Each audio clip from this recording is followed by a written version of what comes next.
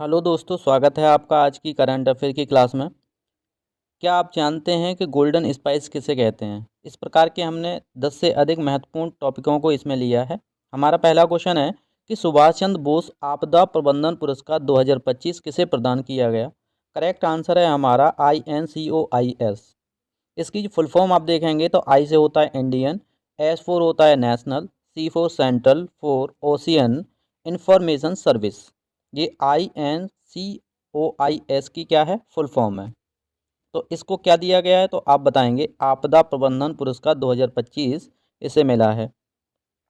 भारत सरकार ने 2030 तक कितने GI टैग प्राप्त करने का लक्ष्य रखा है? तो भारत सरकार के द्वारा हमारे 10,000 जो GI टैग हैं उनको प्राप्त करने का लक्ष्य रखा गया है, जो हमें 2030 तक क्या करने हैं? प्राप्त करने हैं।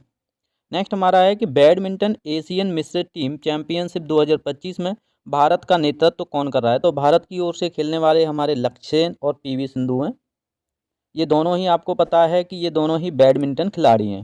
नेक्स्ट हमारा क्वेश्चन है कवचम क्या है? तो आप बताएंगे कवचम एक आपदा जोखिम चेतावनी प्रणाली है जिसे केरल के मुख्यमंत्री के द्वारा लॉन्च किया गया है। नेक्स्ट हमारा क्वेश्चन है भारत ने हाल ही में किस देश के साथ गैर बासमती चावल व्यापार समझौता किया है? तो गैर बासमती जो चावल हैं वो हमने इंडोनेशिया के साथ साझा किया है। व्यापार बढ़ेगा इससे, यदि हमारे यहाँ से ट्रांसपोर्टेशन ज़्यादा होता है तो।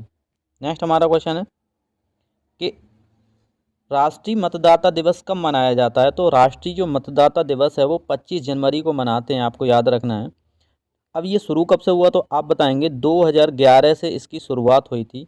ये इम्पोर्टेंट पॉइंट है। इसका उद्देश्य आपको याद रखना है। इसका उद्देश्य है कि जो मतदाता के प्रति मतदान के प्रति मतदाता को जागरूक करना। नेक्स्ट हमारा क्वेश्चन है कि ग्रो रिपोर्ट पोर्टल किसने लॉन्च किया? तो ग्रो रिपोर्ट पोर्टल है वो नीति आयोग के द्वारा लॉन्च किया गया। ग्रो रिपोर्ट पोर्टल किसके द्वारा? नीति आयोग के। इसमें कृषि खाद्य प्रणाली में सुधार और जलवायु अनुकूलन निवेश को प्रोत्साहित करने के लिए इसे लॉन्च किया गया।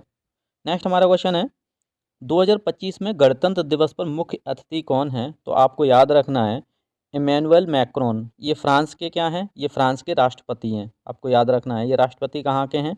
ये फ्रांस के राष्ट्रपति हैं। नेक्स्ट हमारा क्वेश्चन है कि हाल ही में अपार सम्मेलन का उद्घाटन किस उद्देश्य से किया गया? तो अपार सम्मेलन का जो उद्घाटन है वो हमारा एकीकृत छात्र RD के लिए किया गया। इसमें आपको जानना है इसका जो उद्देश्य है one nation one student RD को लागू करना है। इससे सभी छात्रों का डेटा एकीकृत होगा।